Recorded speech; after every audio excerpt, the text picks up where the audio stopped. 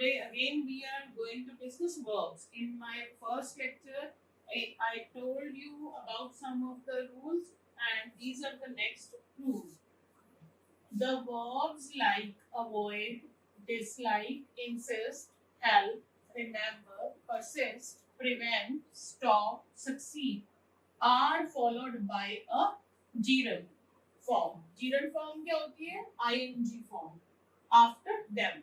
कि अगर हमारे पास avoid, dislike, insist, help, remember, persist, prevent, stop, succeed, अगर ये वाले हमारे पास verbs हैं तो उसके बाद क्या लगेगा? gerund form यूज होगी.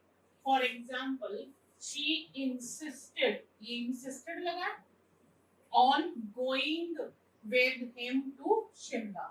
इसका मतलब जो नेक्स्ट वर्ब आएगा इनके बाद तो हम क्या लगाएंगे? ing फॉर्म लगेगी वर्ब की. He dislikes talking to him. उसको पसंद नहीं है उससे बात करना. He prevented him from going to theater. Next rule, the helping verb, the auxiliary. Helping verb क्या होता है? Auxiliary. उसको हम auxiliary भी बोलते हैं. Is used before the subject. ये subject से पहले helping verb लग जाता है. In case of neither nor, अगर हम sentence बनाते हैं neither nor से, no sooner से, hardly से या scarcely से. For example, hardly, had he. अब ये helping verb क्या लगा? He से पहले लग गया, before लग गया. Hardly had he reached the station when the train left. No sooner did he से पहले क्या लगा? Did. ये वाला. Did reach the temple then the prayer started.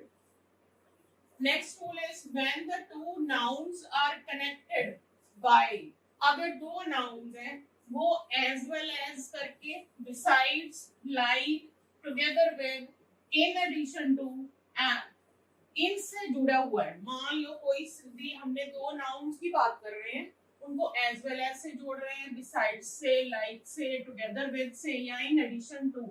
Then क्या होता है? If the former of the two is singular. अगर उन दोनों में से अगर पहले वाला सिंगुलर है, then singular verb is to be used. तो वर्ब कौन सा लगेगा? सिंगुलर लगेगा.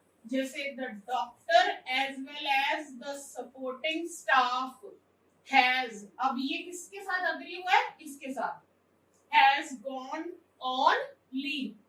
Next, the principal together with all his staff members was at the party. अब यहाँ पर वाज लगा है. प्रिंसिपल जो है फॉर्मर है. फॉर्मर जो हमने नाउन है उसके साथ अग्रीमेंट होता है, उसके अकॉर्डिंग जो वर्ब है वो लगता है. Next rule is when two nouns और pronouns are joined by not only. मान लो दो नाउन्स हैं या दो प्रोनाउंस हैं, वो नॉट ओनली से हम उसके सेंटेंस बना रहे हैं बट आल्सो से बना रहे हैं, उनको जोड़ रहे हैं. The verb agrees with the second noun और प्रोनाउन. फिर वर्ब किसके अकॉर्डिंग लगता है? सेकंड नाउन या प्रोनाउंस के हिसाब से. जैसे not only the principal but also the students were playing. अब not only but also से हमने दो चीजों को जोड़ा तो बाद वाला जो होगा उसके साथ अग्री करता है verb. तो यहाँ क्या लग गया? were. Not only the students but also the principal. जो बाद वाला हो गया principal हो गया. principal क्या सिंगुलर है? was playing. Not only the students but also the principal was playing.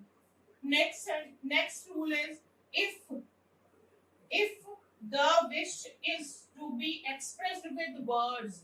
मान लो हमें क्या करनी है? अपनी इच्छा जाहिर करनी है. वो वर्ड्स से या फ्रेजेस से फ्रेज यूज करके हम अपनी इच्छा को बताते हैं. लाइक if से सेंटेंस शुरू होता है, I wish से सेंटेंस शुरू होता है. The verb is used in the same or adjoining sentence is always in plural. उसके बाद जो verb लगता है वो हमेशा plural में लगता है. For example, if I were you, अगर मैं आपकी जगह होती, I would not help him. मैंने उसकी मदद ना की होती. I wish I were a rich. काश मैं एक अमीर आदमी होता. Is it clear? These are the next rules relating verbs. Thank you very much.